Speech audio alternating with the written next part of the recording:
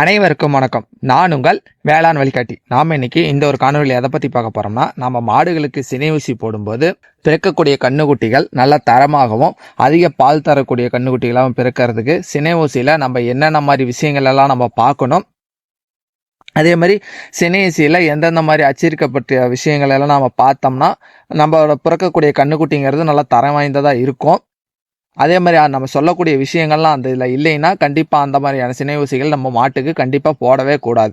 இப்போ நம்ம ஒவ்வொரு மாட்டுக்கும் ஒவ்வொரு ரகத்துக்கும் ஒவ்வொரு கலரில் சினை ஊசி இருக்கும். அது என்னன்னு சொல்லி பார்த்தோம்னா, அந்த டியூப் வந்து பார்த்திங்கன்னா ஒவ்வொரு ரகத்துக்கும் ஒவ்வொரு கலரில் இருக்கும்.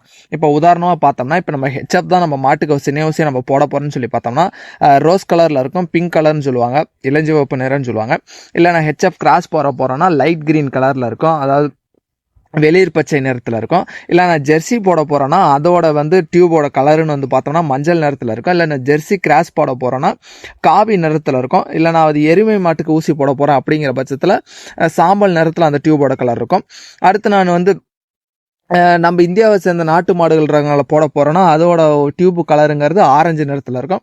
அதே மாதிரி சரி, இப்போ இந்த நிறத்தெல்லாம் இருந்துட்டால் உண்மையாலுமே அந்த ஊசி தான் போட போகிறோமா அப்படிங்கிறத பற்றியும் நம்ம தெளிவாக தெரிஞ்சுக்கணும். ஏன்னா நம்மள பல பேர் நம்ம என்ன பண்ணுவோம், மாடு வந்து பருவத்துக்கு வரும், அந்த சமயத்தில் நம்ம என்ன பண்ணுவோம், டாக்டருக்கு ஃபோன் பண்ணுவோம். டாக்டர் ஃபோன் பண்ணி வந்து மாடு பருவத்தில் இருக்க வந்து சினை ஊசி போடுங்கன்னு சொல்லி கேட்போம். அவர் வருவார். ஒரு சிலர் வந்து என்ன சொல்லுவோம்னா, நல்ல ஊசியாக பார்த்து போட்டு போங்க டாக்டர் அப்படின்னு ஒரு சிலர் சொல்லுவாங்க.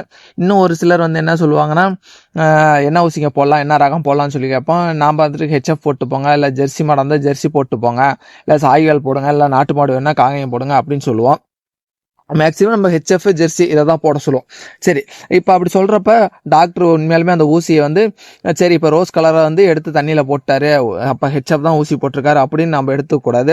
உண்மையாலுமே இப்போ வந்து நம்ம அதை எப்படி கண்டுபிடிக்கலாம்னு சொல்லி போட்டோமா, அவர் ஊசியை உள்ளேருந்து எடுக்கிறப்பே 3 லெட்டர்ஸ் இருக்கும். ஃபஸ்ட்டு எடுத்தோடனே அந்த ஊசியில் 3 லெட்டர்ஸ் இருக்கும். அந்த லெட்டர்ஸ்னால் இப்போ இந்தியாவில் வந்து எந்த இடத்துல எந்த ஸ்டேஷனில் மேனுஃபேக்சரிங் பண்ணுறாங்கன்னு சொல்லிட்டு அந்த 3 எழுத்தில் அந்த கம்பெனியோட எழுத்து ஃபஸ்ட்டு இருக்கும். அடுத்ததாக என்ன இருக்குன்னு சொல்லி பார்த்தோம்னா, இப்போ நம்ம ஹெச்எஃப் போட போகிறோம்னா ஹெச்எஃப்னு போட்டிருக்கோம்.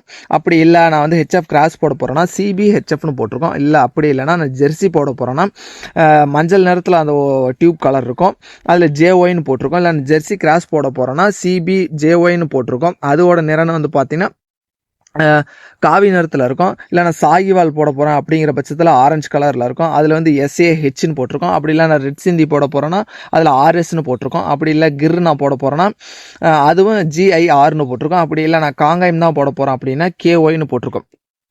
அதாவது தெளிவாக கேட்டுங்க, ஊசியில் ஃபஸ்ட் எடுத்தோன்னே 3 எழுத்துக்கள் இருக்கும். அது வந்து அதாவது இந்தியாவில் இருக்கக்கூடிய எந்த ஒரு விந்தணு ஸ்டேஷன்லேருந்து அதை எடுத்தாங்க அப்படின்னு சொல்லி ஃபஸ்ட்டு அந்த 3 எழுத்துல குறிச்சிருக்கோம். அடுத்து நம்ம என்ன ரகத்தை போட போகிறோங்கிறதுக்கு உண்டான ஷார்ட்டாக போட்டிருப்பாங்க. இப்போ நம்ம இப்போ ஹெச்எஃப் தான் போட போகிறோம்னா ஹெச்எஃப்னு போட்டிருப்பாங்க. இல்லை ஜெர்சி ரகத்தை தேர்ந்தெடுக்க போகிறோம்னா ஜெர்சி ரகம்னு சொல்லி போட்டிருப்பாங்க. இப்போ வந்து ஃபஸ்ட்டு ஊசியில் அந்த 3 லெட்டரை பார்த்துட்டோம். அந்த 3 லெட்டரை விட்டுருங்க. அடுத்ததாக இப்போ நம்ம என்ன ரகம் போட போகிறோமோ அதுக்கான எழுத்து எடுத்துக்க போகிறோம். இப்போ உதாரணத்துக்கு நான் வந்து இப்போ கடைசியாக ஜெர்சி போட்டேன்.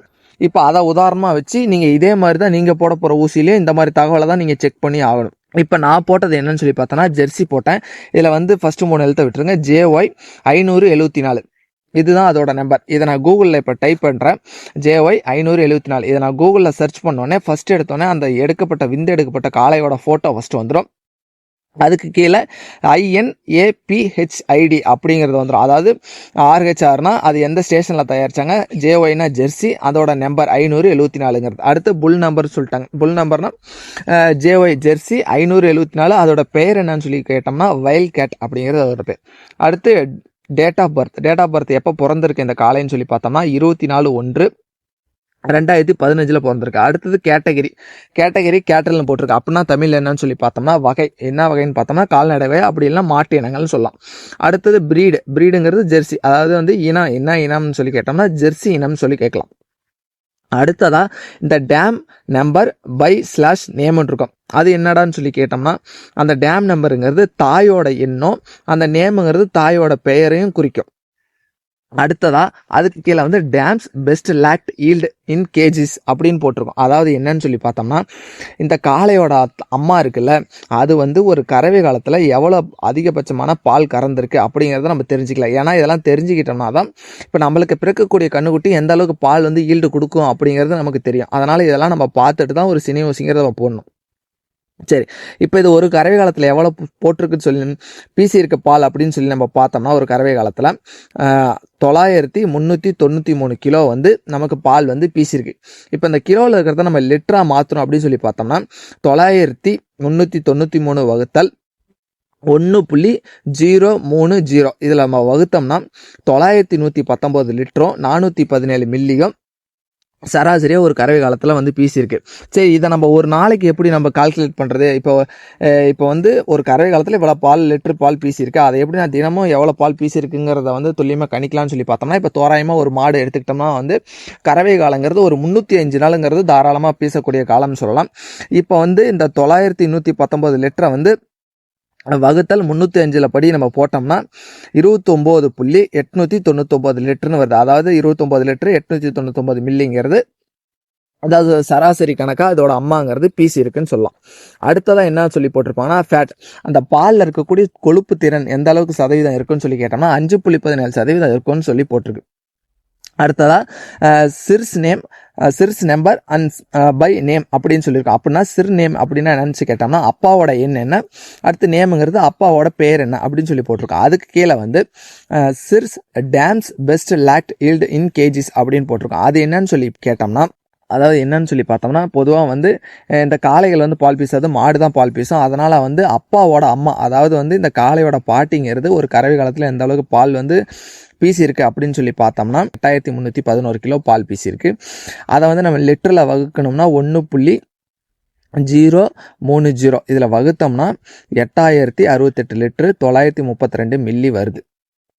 அதை வந்து ஒரு 305 நாளைக்கு சராசரியாக நம்ம வகுத்தோம்னா 26 லிட்டரு 455 மில்லி வருது. அடுத்ததான் என்ன சொல்லி கொடுத்துருக்கான்னு சொல்லி பார்த்தோம்னா சிர்ஸ் டாக்டரில், அதாவது இந்த காலையிலேருந்து எடுக்கப்பட்ட விந்தில் எந்த அளவுக்கு வந்து நம்ம பிறக்கக்கூடிய கண்ணுக்குட்டி பால் பீசுன்னு சொல்லி அந்த டீட்டெயில் இல்லை, கொடுக்கல, என்னன்னு சொல்லி போட்டிருக்காங்க. அடுத்ததான் ப்ரீடிங் வேல்யூ, அதாவது இப்போ சாதாரணமாக நம்ம பிறக்கக்கூடிய கண்ணுக்குட்டியை விட இந்த ப்ரீடிங் வேல்யூ எந்த அளவுக்கு அதிகமாக இருக்கும் அந்த அளவுக்கு பாலுங்கிறது அதிகமாக இருக்கும். இப்போ உதாரணத்துக்கு சாதாரணமாக பிறக்கக்கூடிய கண்ணுக்குட்டி ஒரு 3000 லிட்டரு கறக்குதுன்னா, இப்போ இதில் 802 இருக்குது. அதை கூட வந்து இந்த 802ங்கிறத கூட்டினோம்னா 3802 லிட்டருங்கிறது பால் கறக்கும் ஒரு கறவை காலத்தில். அதாவது இனப்பெருக்க மதிப்பு இல்லை மரபணு மதிப்புன்னு சொல்லுவாங்க. அது மாதிரி நீங்கள் போடக்கூடிய சினை ஊசியில் அதிக அளவிலான ப்ரீடிங் வேல்யூ இந்த இனப்பெருக்க மதிப்பு இருக்கிற மாதிரி பார்த்துங்க. அதே மாதிரி அடுத்ததான் வந்து ஸ்டார் வேல்யூன்னு சொல்லுவோம். அதாவது என்னன்னா, இப்போ நாம் எப்பயுமே ஒரு ஹோட்டலுக்கு போனாலும் 5 ஸ்டார் ஹோட்டலுக்கு போனோம், அப்படியெல்லாம் ஒரு பொருளை வாங்கினாலும் நல்லா 5 ஸ்டார் ரேட்டிங் உள்ள பொருளாக பார்ப்போம். ஒரு டிவியாக இருந்தாலும் என்ன ரேட்டிங் போட்டிருக்காங்க, 4 ஸ்டாரா 5 ஸ்டார் ரேட்டிங் இருக்கா. அதே போல் வந்து சினை ஊசிலையும் ரேட்டிங் இருக்கும், 2 ரேட்டிங் 3 ரேட்டிங் 4 ரேட்டிங் 5 ரேட்டிங்னு. அதாவது இந்த ரேட்டிங் எதுக்கு கொடுத்துருக்காங்கன்னா, நம்ம எந்த அளவுக்கு ரேட்டிங்கை சூஸ் பண்ணுறோமோ அந்த அளவுக்கு நம்ம பிறக்கக்கூடிய கண்ணுக்குட்டிங்கிறது அதிக பால் கறக்கக்கூடியதாக இருக்கும், நல்ல தரமான நல்லா ஃபர்ஸ்ட் குவாலிட்டி கண்ணுக்குட்டியாக இருக்கும். அதுக்கு தான் இந்த ஸ்டார் வேல்யூன்னு இருக்குது. அதே மாதிரி இதில் வந்து 5 ஸ்டார் ரேட்டிங் கொடுத்துருந்தாங்கன்னா இருக்கிறதுலே அந்த அதிகப்படியான தரத்தில் இருக்கக்கூடிய கண்ணுக்குட்டி அதுதான், அந்த விந்துங்கிறது தரமாக இருக்கும். அதே மாதிரி எல்லா காளைகளுக்குமே இந்த 5 ஸ்டார் ரேட்டிங்கிறது தர மாட்டாங்க. இந்த 5 ஸ்டார் ரேட்டிங் பொருந்து வாங்கணும். இந்த 5 ஸ்டார் ரேட்டிங் வந்து காளைகளுக்கு நம்ம அதிகப்படியாக நம்ம கிடைக்கணும்னா ஒரு 4 விஷயத்தை அவங்க பூர்த்தி செஞ்சுருக்கணும். அதாவது எப்படின்னா, இப்போ எடுக்கக்கூடிய காளையோட விந்து வந்து பார்த்திங்கன்னா நல்ல தரமாக இருக்கணும், சிறந்ததாக இருக்கணும். அதே மாதிரி இப்போ எடுக்கக்கூடிய காளையோட அம்மா வந்து பால் வந்து அதிக அளவில் பீசியிருக்கணும். அதே மாதிரி இந்த காளையோட வந்து எந்தவித பாரம்பரிய நோய்களும் இருக்கக்கூடாது. அதேமாதிரி உடல் ரீதியாக வந்து மிகவும் வலுவாக இருக்கணும். நல்லா ஸ்ட்ராங்கான மாட்டிலேருந்து தான் விந்து எடுப்பாங்க. அதே மாதிரி விந்தோட வீரியம், அதோட நீந்தும் திறனை, நல்லா வலிமையாக நல்லா நீந்திட்டு போய் சீக்கிரம் செனை பிடிக்கிற திறனை எல்லாமே அதிகமாக இருக்கணும். அப்போ தான் வந்து 5 ஸ்டார் ரேட்டிங் கொடுக்கணும். அதே மாதிரி நான் வந்து விவசாயிகளுக்கு என்ன சொல்லுவேன்னா, நீங்கள் ஊசி போட போகிறீங்கன்னா மிச்ச வரைக்கும் இந்த 3 ஸ்டார் ரேட்டிங்கில் நிறைய ஊசி வரும், அதெல்லாம் போடாதீங்க, விலை கம்மியாக இருந்தாலும். அதை விட இது விலை ஒரு 10 ரூபா 20 ரூபா, ஏன்னா 100 ரூபாய்க்கு போடுறாங்கன்னா 150 ரூபா தான் இருக்கும் 5 ஸ்டார் ரேட்டிங் ஊசிலாம். அதுக்கு மேலாம் சொல்ல மாட்டாங்க, ரொம்ப ரேராக தான் ஒருத்தர் 200 சொல்லுவாங்க. நீங்கள் 50 ரூபா சேர்த்து கேட்டாலும் நீங்கள் 3 ஸ்டார்லாம் போடாதீங்க, 5 ஸ்டார் ரேட்டிங் போடுங்க. ஏன்னு சொல்லி கேட்டாங்கன்னா, இப்போ 5 ஸ்டார் ரேட்டிங் ஊசி போடுறப்ப பிறக்கும் கன்றுக்குட்டிகள் நல்லா வந்து தரமாக இருக்கும். அதே மாதிரி நிறைய நோய்களுக்கு மாட்டாது, நல்லா பால் வந்து நல்லா கறக்கணும்னு வச்சுக்கோங்களேன். அதே மாதிரி இப்போ நம்ம பண்ணையில் இருக்கிற மாடுகளோட இப்போ பிறக்கக்கூடிய கன்றுக்குட்டிங்கிறது நல்லா தரமான கன்றுக்குட்டியாக இருக்கும், அதிகப்படியான பால் கறக்கும் திறனும் இருக்கும். அதே மாதிரி இப்போ நான் விவசாயிகளுக்கு நான் என்ன சொல்லணும்னா, இப்போ நீங்கள் அதாவது இப்போ மாடு பருவத்துக்கு வந்துருச்சு, இப்போ நான் சினை ஊசி தான் போட போகிறேங்கிறப்ப ஃபஸ்ட்டு எடுத்தோடனே வந்து சினை ஊசி டியூப்பை காட்ட சொல்லுங்கள். அதை காட்டினோடனே ஃபஸ்ட்டு 3 எழுத்துக்கள் இருக்கும், அதை விட்டுட்டு இப்போ நான் ஹெச்எஃப் ஊசி போட போகிறேன்னா உதாரணத்துக்கு ஹெச்எப்னு போட்டு அந்த நம்பர் இருக்கும், அதை போட்ட உடனே அந்த ஃபோட்டோ, அந்த காளையோட ஃபோட்டோ வந்துடும். காளையோட ஃபோட்டோ வந்தோடனே ஃபஸ்ட் நீங்கள் அதில் என்ன பார்க்கணும்னா 5 ஸ்டார் ரேட்டிங் இருக்கான்னு பார்க்கணும். 5 ஸ்டார் ரேட்டிங் இருந்தால் 1 பாயிண்ட் டிக்கு, ஓகே 5 ஸ்டார் ரேட்டிங் இருக்குது, ஊசி போடலாம். அடுத்ததாக அதில் நீங்கள் என்ன நோட் பண்ணணும்னா அதோட அம்மா எந்த அளவுக்கு பால் பீசிருக்கு, அதோட ஆயாங்கிறது எந்த அளவான பால் பீசிருக்கு, அது எல்லாம் கிலோவில் கொடுத்துருப்பாங்க. அதை எப்படி லிட்டரில் இங்கே மாற்றணும்னு சொல்லி கேட்டோம்னா 1.030 அதில் நம்ம வகுத்தோம்னா அதுதான் லிட்டரில் வரும். அது லிட்டரில் வர்றதை இப்போ ஒரு கறவை காலத்தில் வந்து அவ்வளோ கலந்துருக்கு ஒரு லிட்டரில் அப்படின்னு சொல்லி வந்துடும். அதை வந்து நம்ம ஒரு நாளைக்கு எவ்வளோ பீஸ் இருக்குன்னு சொல்லி பார்க்கணும்னா வந்ததை வகுத்தல் 305 போட்டோம்னா சராசரியாக ஒரு நாளில் எவ்வளோ லிட்டர் பால் பீஸ் இருக்குது அப்படின்னு தெரியும். இந்த மாதிரி நம்ம பார்த்து தேர்ந்தெடுத்து சினை ஊசி போட்டோம்னா தான் நம்ம பண்ணையோட அடுத்த ஒரு 5-6 வருஷம் 10 வருஷத்துக்கு நல்லா ஒரு தரமான விஷயமா இருக்கும். அப்படி இல்லைன்னா ஏதாவது கண்ட ஊசியை போட்டுட்டு நம்மக்கிட்ட காசு வாங்கிட்டு போயிடுவாங்க. நம்ம இதுலேயும் ஏமாறக்கூடிய வாய்ப்புகள் தான் அதிகமாக இருக்குது. இது போன்ற பயனுள்ள தகவலெல்லாம் நீங்கள் தெரிஞ்சுக்கணும்னு நினச்சிங்கன்னா நான் கண்டிப்பாக நம்ம வேளாண் வழிகாட்டி யூடியூப் சேனலை சப்ஸ்கிரைப் பண்ணிக்கோங்க. அதுமாதிரி நிறைய விவசாய நண்பர்களுக்கு இந்த பயனுள்ள தகவலை வந்து ஷேர் பண்ணுங்கள். ஏன்னா நிறைய பேருக்கு நம்ம விவசாயிகளுக்கு இந்த பற்றி சினை ஊசியை பற்றி முழுமையாக வந்து ஒரு புரிதலே இல்லை. நிறைய பேர் நான் கேட்டுட்டேன், அது முக்கியமாக விவசாயிகளுக்கு இதை பற்றி தெரியலன்னு தான் இந்த ஒரு காணொலியை நான் போடுறேன்.